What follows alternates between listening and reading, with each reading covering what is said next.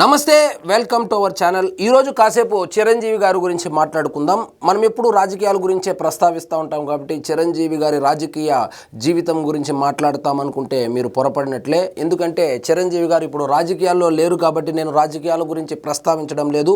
ఇప్పుడు రాజకీయాలు ఎలా తయారైపోయిందంటే నీ అమ్మ అని ఎవరైనా అంటే నీ అమ్మ, నీ అక్క, నీ ఆలి అంటే కానీ ఈ రాజకీయాల్లో రాణించలేరు. కాబట్టి ఆ విద్య ఆయనకి తెలియదు కాబట్టి ఆయన రాజకీయాల్లో నుంచి వెళ్ళిపోయాడు. కాబట్టి నేను రాజకీయాల గురించి అయితే ప్రస్తావించదలుచుకోలేదు. కాబట్టి ఇప్పుడు కేవలం సినిమాల గురించి మాత్రమే మాట్లాడుకుందాం.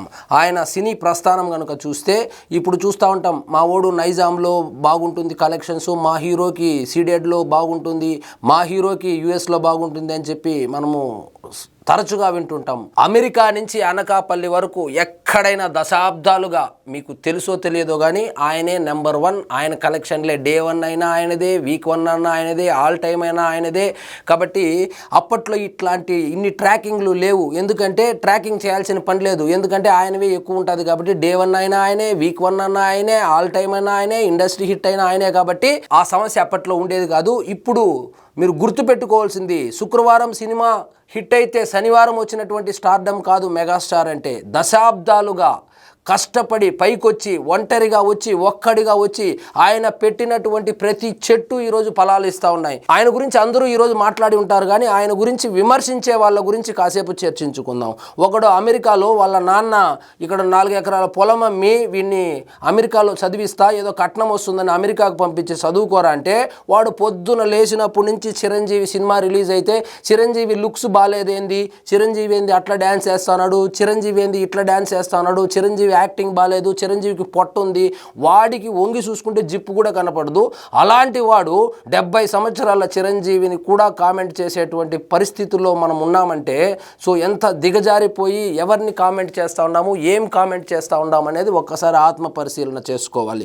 ఎందుకంటే మీకు తెలియదో లేకపోతే వేరే ఏ ఇతర కారణాల వల్ల తెలుసుకోరో కానీ ఆయన చూడనటువంటి బాక్స్ ఆఫీస్ నెంబర్లు లేవు, ఆయన చూడనటువంటి హిట్లు లేవు, సూపర్ హిట్లు లేవు, బ్లాక్ బాస్టర్ లేవు, ఇండస్ట్రీ హిట్లు కూడా లేవు.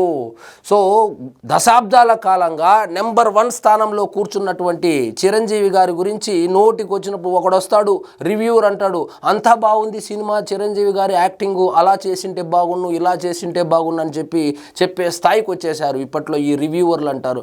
ఈ రివ్యూవర్ల గురించి చెప్పాలంటే రివ్యూవర్లుగా ఎవరు తయారవుతారంటే ఏ పని పాట లేకుండా ఉండేవాడు ఏం చేస్తాడంటే సినిమా చూసి రివ్యూ చెప్తాడనమాట. సో సినిమా గురించి చిరంజీవి గురించి ఏమీ తెలియనివాడు కూడా చిరంజీవి సినిమాకు రివ్యూ ఇచ్చేంత దౌర్భాగ్య స్థితిలో మనం ఉన్నామన్నమాట. చిరంజీవి సినిమాకు రివ్యూలు గట్రా ఇవ్వకూడదు. చిరంజీవి సినిమా తీశాడా, వెళ్ళామా, ఎంజాయ్ చేసామా, వచ్చామని ఉండాలి. కానీ చిరంజీవి అలా చేశాడు, ఇలా చేశాడు, ఇంత కలెక్షన్ వచ్చింది, అంత కలెక్షన్ వచ్చింది అని డిస్కషన్ స్టార్ట్ చేస్తే ఆకాశంలో ఉమ్మేసినట్లే. ఆకాశంలో ఉమ్మేస్తే ఏం చేస్తుంది, మన ముఖం మీద పడుతుంది. ఒక సినిమాలే కాదు, నిజ జీవితంలో తీసుకున్న చిరంజీవి కొడుకుగా హిట్టు, తండ్రిగా హిట్టు, అన్నగా హిట్టు. ఎందుకు చెప్తానంటే ఒక సాధారణ మధ్యతరగతి కుటుంబంలో పుట్టి మెగాస్టార్ అయ్యి వాళ్ళ తల్లిదండ్రులకే గౌరవం తీసుకొచ్చాడు. ఒక అన్నగా హిట్ అంటే వాళ్ళ తమ్ముళ్ళు ఎవరైతే ఉన్నారో వాళ్ళను ఈరోజు అంత పెద్ద స్థాయికి రావడానికి తనదైనటువంటి సహాయ సహకారాలు అందించాడు. అదేవిధంగా సొంత చెల్లెల మీద కేసులు వేసేటువంటి కాలంలో ఉన్నటువంటి మనము కోకాపేటలో మొన్నటికి మొన్న ఎకరం పొలం రాసి ఇచ్చాడంటే కోట్ల రూపాయలు విలువ చేసేటువంటి ఆస్తులను ఇప్పటికి కూడా వాళ్ళ చెల్లెలకు పంచిపెట్టాడంటే అలాంటి వ్యక్తి మీద విమర్శలు చేసే ముందుగా మనం ఆత్మ పరిశీలన చేసుకోవాలి. ఇక సినిమాల విషయానికి వస్తే కొత్త సినిమాలు ఏవో వస్తూ ఉన్నాయి, కొత్త డైరెక్టర్లు ఏదో సినిమాలు తీస్తూ ఉన్నారు, ఏదో హిట్ అవుతా ఉన్నాయి, కొన్ని ఫ్లాప్ అవుతున్నాయి. చిరంజీవి గారి సినిమా అంటేనే హిట్, దానికి హిట్టా ఫ్లాపా అని చెప్పాల్సిన పని లేదు. చిరంజీవి సినిమా థియేటర్లో పడిందంటేనే హిట్ అని అర్థము. కావాలంటే మీకు తెలియకపోతే మీ ఇంట్లో మీ నాన్ననో, మీ చిన్నాన్ననో, మీ తాతనో అడిగితే చెప్తాడు చిరంజీవి సినిమా ఏ విధంగా ఉండేదని. అప్పట్లో పండుగలు 3 ఒకటి దీపావళి, దసరా, ఇంకోటి చిరంజీవి సినిమా రిలీజ్ రోజు. ఇంతకు మించి పండుగలు ఉండేది కాదు. కానీ అవన్నీ మనకు తెలియదు కాబట్టి మనమేదో మొన్న పడినటువంటి వానకు నిన్న మొలిసినటువంటి పుట్టగొడుగులు లాంటి వాళ్ళం కాబట్టి చిరంజీవి చరిష్మా మనకు తెలియదు. చిరంజీవి పేరు వింటేనే థియేటర్లలో కుర్చీలు కూడా డ్యాన్సులు కడతాయి, స్పీకర్లు ఈలలు వేస్తాయి, బాక్స్ ఆఫీస్కి పూనకాలు వస్తాయి.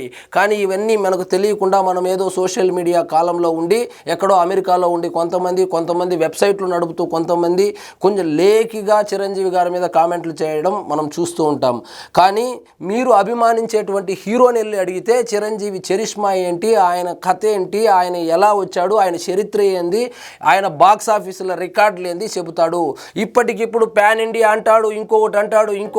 ఇన్ని చేస్తూ ఉంటే కూడా థియేటర్లను జనాలు రాక కళ్యాణ మండపాలు చేసేస్తూ ఉంటారు. కానీ చిరంజీవి సినిమాను కళ్యాణ మండపాలు తీసుకొని షోలు వేసినటువంటి రోజులు కూడా ఉన్నాయి.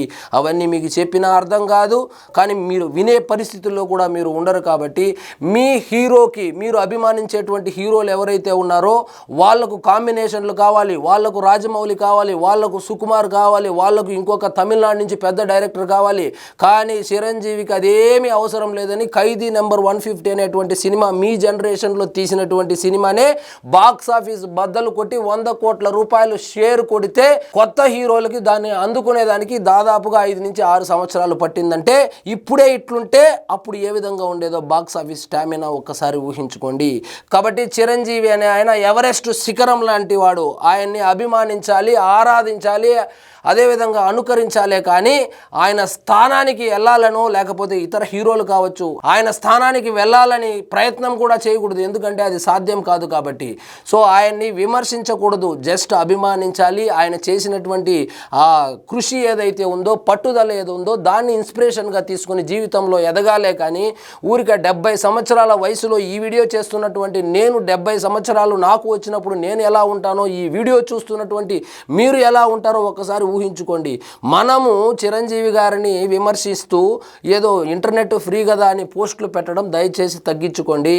సో ఎందుకంటే ఇక చిరంజీవిని విమర్శించే అంత క్యారెక్టర్ ఉన్నటువంటి వాడు నాకు తెలిసి ఈ దేశంలోనే లేదు. కాబట్టి దయచేసి లేకి పోస్టులు పెట్టుకుంటా నోటికొచ్చింది మీకు అభిమానం, ఇతర హీరోల మీద అభిమానం ఉండవచ్చుగాక, మంచిదే అది. కానీ మీరు చిరంజీవి గారి గురించి మాట్లాడేటప్పుడు మాత్రము కొంచెం ఆయన చరిత్ర తెలుసుకొని మాట్లాడితే మంచిది. చరిత్ర తెలుసుకోకుండా ఏది నోటికి వస్తే అది ఏదో సోషల్ మీడియాలో వైరల్ అవుతుందని, లేదా ఏదో వెబ్సైట్లో వచ్చిందని, లేదో వాడెవడో ఒక కెమెరా కొనుక్కొని యూట్యూబర్ గాడు ఏదో చెప్పాడని, ఇది కాదు. ముందు చరిత్ర తెలుసుకోవాలి. కాబట్టి ఫైనల్గా నేనేం చెప్తానంటే చిరంజీవి గారిని విమర్శించకూడదు, కేవలం అభిమానించాలి, ఆరాధించాలి. అంతకు మించిన వేరే ఆప్షన్ ఏం మన దగ్గర ఉండకూడదు కూడా, ఎందుకంటే ఆయన ఎవరెస్ట్ శిఖరము. సో ఇదండి ఈరోజు మన టాపిక్. మీకు ఈ వీడియో నచ్చినట్లయితే లైక్ చేయండి, షేర్ చేయండి, ఛానల్ మాత్రం సబ్స్క్రైబ్ చేసుకోవడం మర్చిపోవద్దు.